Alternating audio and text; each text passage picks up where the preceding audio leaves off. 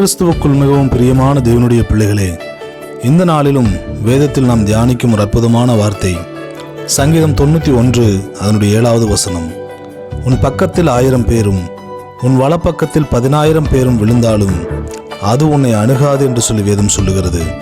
இன்றைக்கு உங்களுக்கு விரோதமாக எழும்புகிற எந்த விதமான ஆயுதமாக இருந்தாலும் அதை கர்த்தர் வாய்க்காதே போக செய்வார்.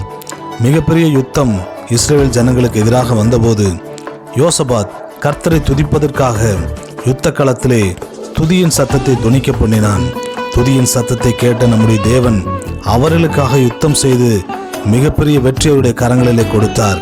அவ்வளோ பெரிய கூட்டத்தார் அந்த ஜனங்களை வளைந்து கொண்ட போதும் எதுவும் அணுகாதபடி பாதுகாத்த கர்த்தர் இன்றைக்கு உங்கள் வாழ்க்கையில் சுற்றி நிற்கிற எல்லா ஆபத்துகளுக்கும், போராட்டங்களுக்கும், வியாதிகளுக்கும், பலவீனங்களுக்கும் விலக்கி உங்களை பாதுகாத்து ஆசீர்வதித்து உயர்த்துவார். ஆமேன்.